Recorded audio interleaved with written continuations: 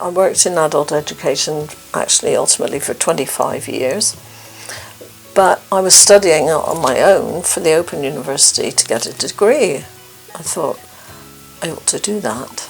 And that was the year I finished, 93. So I got my degree and I was feeling all educated. And you wanted to share it with someone. I wanted to sort of, yes, I think you reach your peak in life, and that was my peak because I did that. I did the OU and it was fabulous. Wouldn't have missed it for the world, really. It was amazing. How was it when you first came across it, or had it not even started? No, it hadn't started at all. I heard this interview on Radio Bristol and then got in touch with u3a head office for that to find out more about it. And then they sent me a lot of paperwork, you know, header paper and leaflets and so on. And I thought, I put a notice in the Wells Journal that I was interested in setting it up if anybody wanted to help. I didn't get a huge response, I have to say, because at that time it wasn't recognised. No, what was it?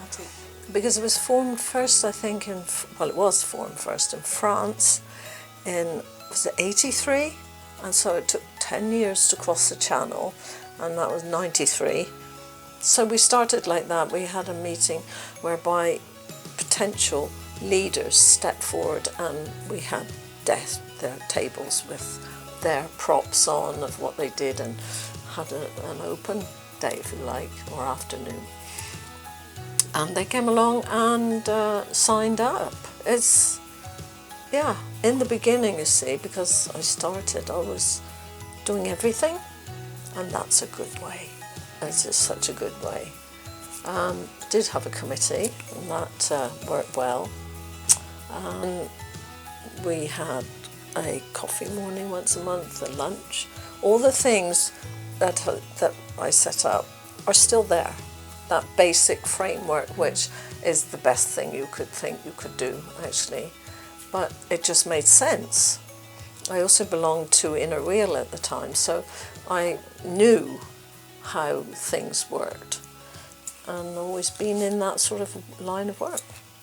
So did people come forward and say they wanted to share their skills? Yes, that was, yes, they did. Because, as I said, without the two sides, without those that can help to get people together, and those willing to teach, without those two, it wouldn't work. What sort of things were they coming forward with? What sort of... Well, the one of the things I remember was one was needlework.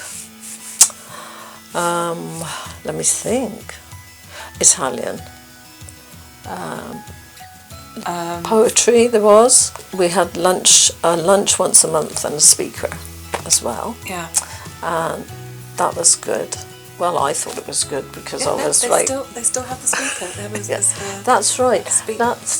That's worth, for me, thinking it was worthwhile. Yes. Because it still exists, you know. Yeah, and I think it's good. It seems to be sometimes people that don't feel they want to get too involved, but they really enjoy going out to hear something new, particularly if, you know, somebody's talking about something interesting. Because one of the ones they had recently was Clevedon Pier. Right, yes. And that was so good. We used to have a day trip every so often, and we used to go in cars, you know, and meet up and jump in the cars and go to various places to try and establish a routine. It's good for people who don't drive themselves as well, isn't it? So it's not rocket science really, but it just sort of spread the way, you know, but it seems to work.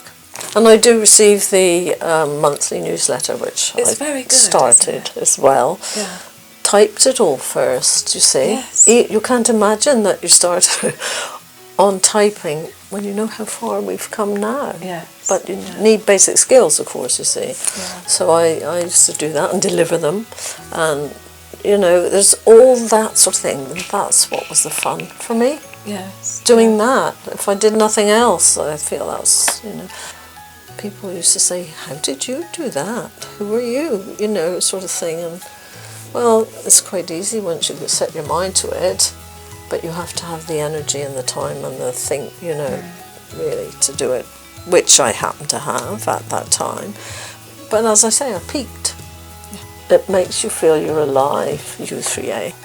You can't imagine what life was like without it. Yes. And people, everyone has some skill or another to offer, or they want to learn about something else. And it is basically free. I think you must be very proud of what you did in Wales. Well, yeah, I am. But you don't say that, no. do you? You don't say that. But I am very happy that I had the skill and the intention of doing something in my life, really, to make a difference. And it's still there, it's still going strong. Yes, and you know, from about 60 people to 700, that's not bad, is it? Not bad.